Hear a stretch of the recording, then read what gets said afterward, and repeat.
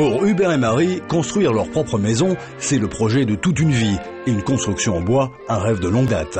Ils se laissent donc séduire par un entrepreneur spécialisé, mais des doutes quant à son professionnalisme apparaissent. Rien ne correspond à ce qu'ils ont dans leur cahier de charge. Les seuils ne correspondent pas. La terrasse, le conduit de cheminée. La pluie s'infiltre partout, la terrasse est une vraie piscine, la cheminée inutilisable. Pourtant, l'entrepreneur refuse de réparer. Le couple ne se laisse pas faire et lance une procédure en justice. Par expertise désignée par tribunal et tout, nous avons gagné sur toute la ligne. Et eux condamnés sur toute la ligne aussi, quoi. Ils ont tort en tout. Tout pourrait donc s'arranger pour Hubert et Marie. Mais ce n'est pas si simple, l'entrepreneur leur a réservé une surprise. Et quelques jours avant que le tribunal donne son avis, sa décision, ils se sont mis en faillite. Pour l'entrepreneur, ce dépôt de bilan tombe à point. Pour le couple, par contre, c'est une catastrophe. Cette faillite est-elle vraiment un coup du destin? Difficile à croire quand on entend l'histoire de David qui lui aussi a eu affaire à la même société. Une émission de télévision concurrente a eu cette société comme sponsor. Et je me suis dit, les maisons me plaisent. Le contact aussi avec les commerciaux se passait très bien. Donc je me suis dit, on va se lancer et on est parti. Mais de nouveau, des problèmes apparaissent sur le chantier. Les travaux sont même totalement interrompus. Les gens qui travaillaient pour cette société nous ont à plusieurs reprises fait comprendre que c'était pas trop ça et que la situation devenait de plus en plus chaotique, voire dramatique. Et depuis lors, plus rien. David se retrouve avec une maison sans toit ni châssis. Il a beau réclamer la reprise des travaux, l'entrepreneur ne tient jamais ses promesses. On a un monsieur qui fait le tour du propriétaire, il dit « Vous inquiétez pas, monsieur Michaud. Mois de juin, vous aurez un toit et des châssis, vous inquiétez pas. » Et en fait, fin mai, début juin, on enlève les toilettes des ouvriers, donc ça me laisse clairement comprendre que soit on m'a menti, soit il se passe autre chose. David n'a pas d'autre choix que de prendre lui-même en main le reste des travaux. Il lui faut couvrir sa maison au plus vite avant de tout perdre. J'ai même pas le droit de me plaindre. Je veux dire, moi, quelque part, j'ai pas qu'une dalle de béton. J'ai la chance d'avoir ma maison. Maintenant, elle va pouvoir s'assainir. Il pleut plus dedans, quoi. Parce que j'ai mis un toit et des châssis. Et ça avait un coût. 48 000 €. Le jeune père de famille ne compte pas en rester là. Il réclame des comptes, mais se retrouve lui aussi face à une société en faillite.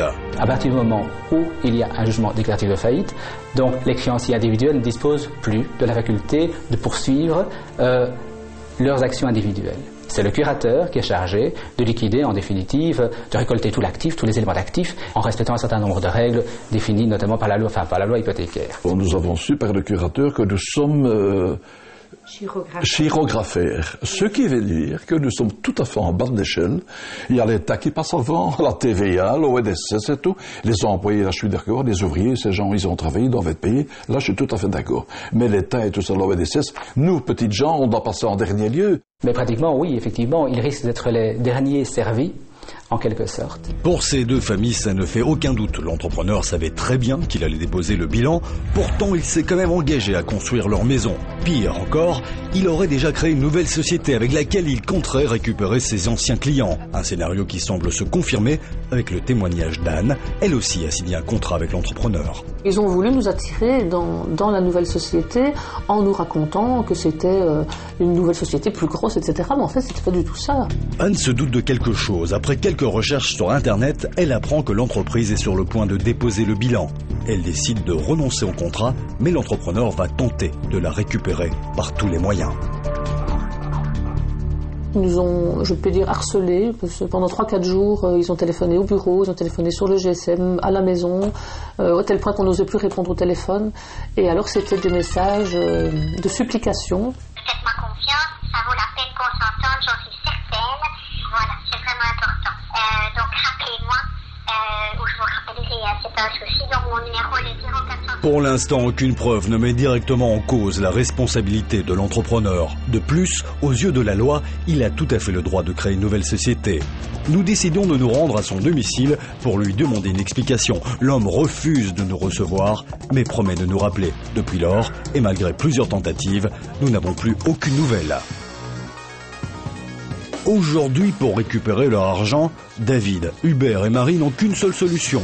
Prouver que l'entrepreneur a commis une faute grave et caractérisée, comme par exemple la poursuite de son activité malgré une faillite imminente. Mais même dans ce cas, il a peu de risque d'être inquiété. Mais le système est fait pour eux. C'est incroyable. Ça se voit, que tout le système de défense de la justice est fait pour les gangsters, pour tous ces gens de mauvaise foi. En toute confiance, vous signez un contrat avec des gens. Un contrat, ça sert à quoi alors? Il suffit de fermer la clé, clac clac, c'est fini, la société est terminée. Débrouillez-vous, monsieur Michaud. Nous, petites gens, si on arrive, la seule chose qu'on peut faire, c'est payer. On a une famille, il faut faire quelque chose pour que tout se passe bien, quoi. Il faut protéger ce qu'on a et les gens qu'on aime, quoi.